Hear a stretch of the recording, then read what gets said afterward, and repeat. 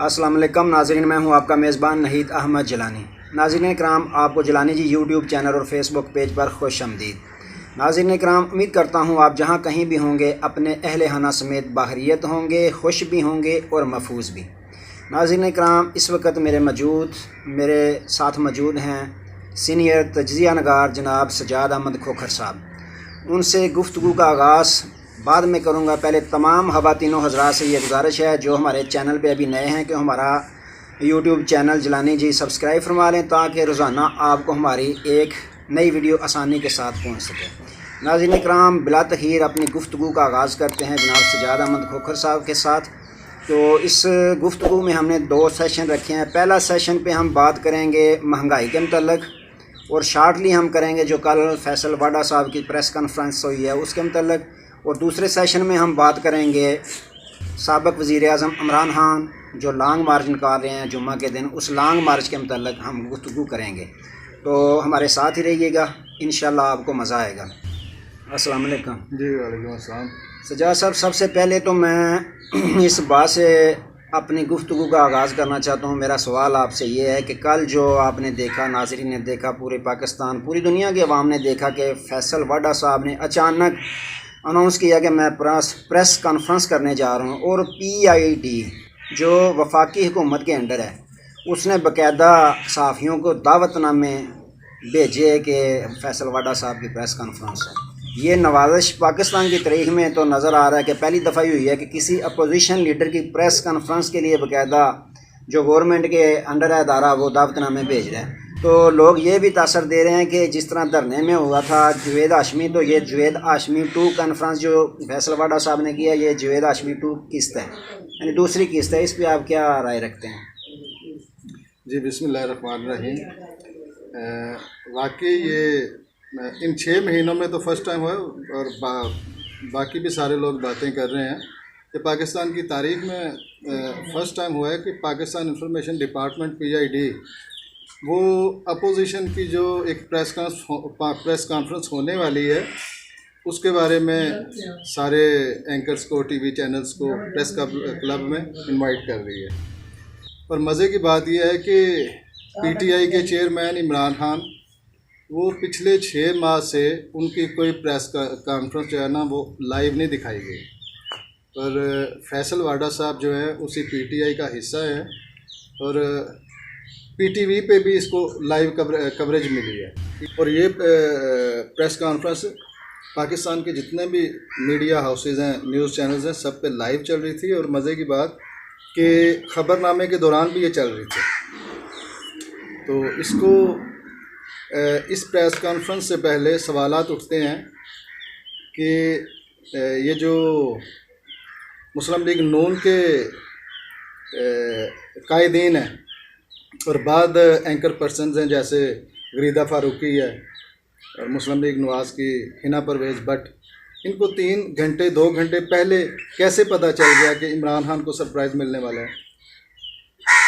तो ये कोशिश कर रहे हैं कि ये जो अनाउंस किया है ना इमरान खान ने लॉन्ग मार्च, ये इसको सबोताज करने की कोशिश कर रहे हैं, क्योंकि अवाम एक तो महंगाई की वजह से बड़ी परेशान है, और उस पर ये जो नया सानहा हुआ है पाकिस्तान के साथ, ख़ास तौर पे पाकिस्तानी साथी बरदरी के साथ, अरशद शरीफ को जो शहीद किया गया है, उसकी वजह से भी अवाम जो है ना बहुत गुस्से में है। और इन सब को जो है वो लॉन्ग मार्च के हवाले से बहुत से खदशात हैं।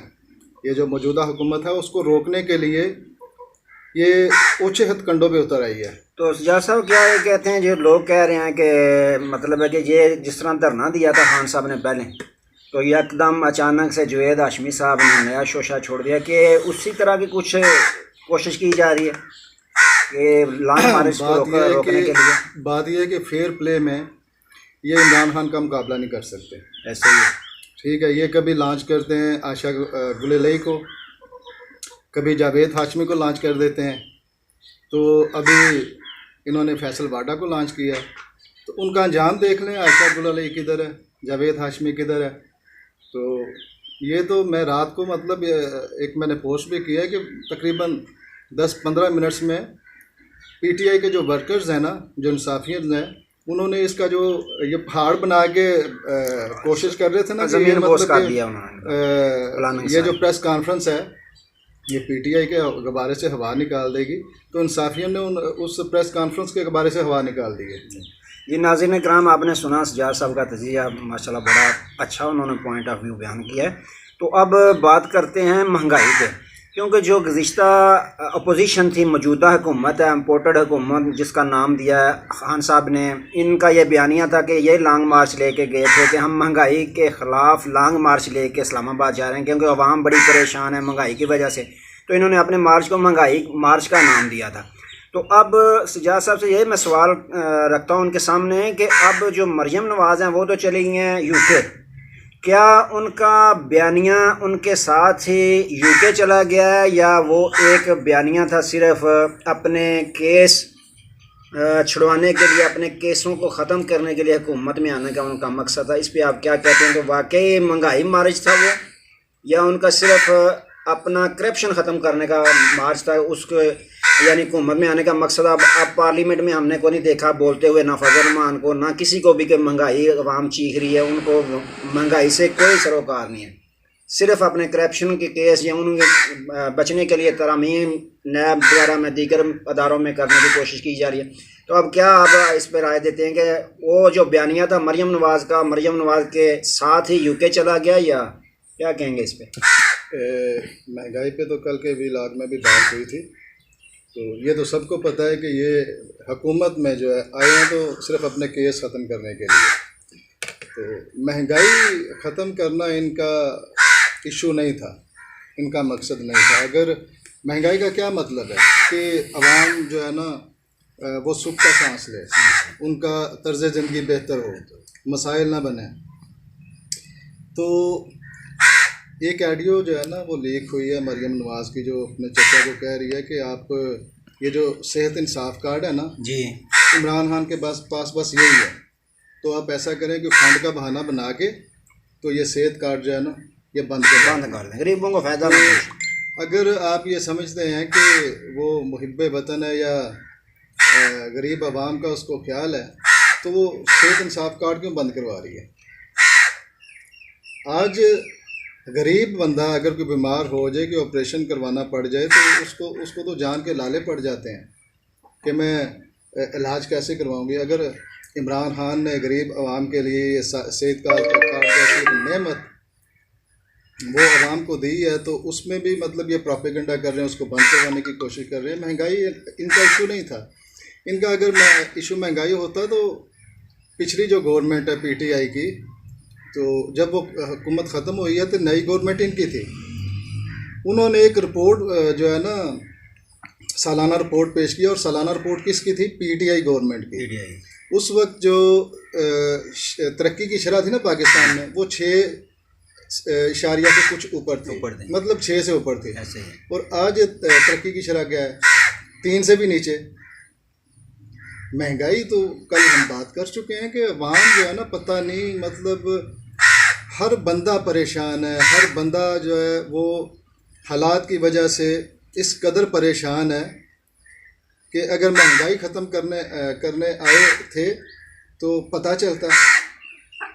आज की कीमतें अगर देखें तो वो पीटीआई की गवर्नमेंट से काफ़ी ऊपर चली गई हैं। तो ये मुफ्ता इस्माइल साहब को इस्तीफ़ा देना पड़ा, इन्होंने उनको घर भेजा, उनके बजाय सागदार साहब को, जो एक वज़ीर आज़म साबिक़ अब्बासी साहब के त्यारे में बैठ के बाकायदा फ़रार हुए थे मुल्क से, दूसरे वज़ीर आज़म साहब के त्यारे में बैठ के एंट्री हुई उनकी पाकिस्तान, और ये नारा लगाया गया कि डार साहब आ गए, अब डॉलर भी नीचे आएगा तो मैशत भी ठीक होगी, महंगाई भी ख़त्म होगी। अब डार साहब ने भी कह दिया भाई 6 माह लगेंगे। अब क्या आप इस पे कहेंगे कि डार साहब क्या 6 माह में कोई तीर चलाएंगे और दूध की नहरें चलाने में कामयाब हो जाएंगे, या फिर किसी नए वज़ीर आज़म के त्यारे में बैठ के फ़रार होने में कामयाब हो जाएंगे?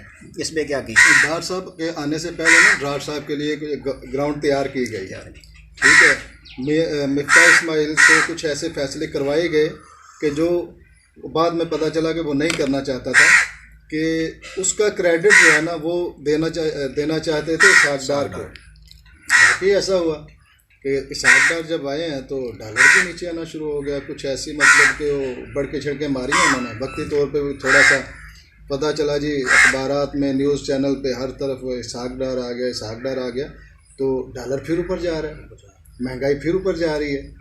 तो जो इन्होंने ड्रामा किया था ना कि $60 के लिए एक जो ग्राउंड इन्होंने सेट की थी, वक्ती तौर पे फ़ायदा तो हुआ, लेकिन यह है कि लॉन्ग टर्म पे क्या है, वही महंगाई है, डॉलर फिर ऊपर जा रहा है, पेट्रोल के रेट फिर बढ़ रहे हैं, बिजली के रेट वो फिर बढ़ रहे हैं, हर लोग अपने कारोबार बंद कर रहे हैं। मैं आपको बताता हूँ कि मेरा हैचरी का बिज़नेस है, कारोबार है, मोटरें चलती हैं जी नर्सरियों में। तो एक बंद मोटर का यार 20-25 हज़ार बिल आ जाए तो मैंने कहाँ से पे करना है? एक दिन मोटर चलाओ पूरे माह में 30,000 बिल। तो लोग तो अपना कारोबार बंद कर रहे हैं। जी नाज़रीन इकराम, आप सजाद साहब से ये सवाल करते हैं लॉन्ग मार्च के मतलब जो वज़ीर-ए-आज़म इमरान खान लॉन्ग मार्च जुम्मे के दिन लेके जा रहे हैं कि सजाद साहब जो लॉन्ग मार्च जा रहा है इमरान खान साहब लेके जा रहे हैं, तो आगे से जो हुकूमत है इम्पोर्टेड हुकूमत, वो जिस तरह उनका राना सनाउल्लाह धमकियाँ दे रहे हैं हम ढूंढी देंगे, तो इन्होंने तो जितने भी लॉन्ग मार्च हुए हैं उनकी हुकूमत इमरान खान साहब ने तो बाकायदा उनको सिक्योरिटी दी थी। तो क्या अच्छा ना होता अगर वो इन बयानबाजी की बजाय इनको इस्लामाबाद में उनको सिक्योरिटी दे? बाकी तो पाकिस्तान में ऑलरेडी हुकूमत ही उनकी है, तो अगर अच्छा होता है वो सिक्योरिटी दे देते तो एक नया पैगाम होता मोहब्बत का कि हम सिक्योरिटी दे रहे हैं। तो इसको कितना कामयाब देख रहे हैं और हुकूमत का क्या क्या हरबा है जो इस्तेमाल करेंगे इसको सबूतासर करने के लिए? इस पर आप राय क्या रखते हैं? जहाँ तक सिक्योरिटी देने की बात है पीडीएम गवर्नमेंट की तरफ से, तो उनमें इतनी इखलाकी ज़रूरत नहीं है, क्योंकि इन्होंने जितने भी लॉन्ग मार्च किए हैं पीडीएम ने, चाहे फजलुर रहमान हो, चाहे बिलावल भुट्टो हो, चाहे मरियम नवाज़ हो, तो पीटीआई ने हमेशा इनको वेलकम किया है और सिक्योरिटी दी है। तो ये जो राना सनाउल्लाह साहब वज़ीर दाखिला हैं पाकिस्तान के, ये जो धमकियाँ दे रहे हैं ये सिर्फ इसलिए दे रहे हैं कि ये जो लॉन्ग मार्च है ये आम लॉन्ग मार्च नहीं है। इस लॉन्ग मार्च की वजह से पहले तो ये सुप्रीम कोर्ट में गए हैं कि लॉन्ग मार्च वो रुक जाए, और दूसरा इन्होंने एक फैसल वाडा की प्रेस कॉन्फ्रेंस लॉन्च की है ताकि उसका जो है ना मतलब वो जो डैमेज होने वाला है वो डैमेज जो है ना कम से कम हो। तो एक और भी बात है कि कल आज़म स्वाति साहब ने कल या परसों एक ऐलान किया था कि शहीद अरशद शरीफ के जनाजे के बाद उसकी तदफीन के बाद जो है ना मैं 2 नाम बताऊंगा जिनका हाथ है अरशद शरीफ के असैसिनेशन में। तो मुझे तो ये लग रहा है कि एक तो लॉन्ग मार्च की वजह से कि इसका जो है ना डैमेज कम से कम हो, और दूसरा वो जो ऐलान किया आज़म स्वाति साहब ने कि मैंने 2 नाम बताए लेकिन जनाजे के बाद, तो हुकूमत को बड़ी जल्दी में फैसल वाडा को लॉन्च करना पड़ा।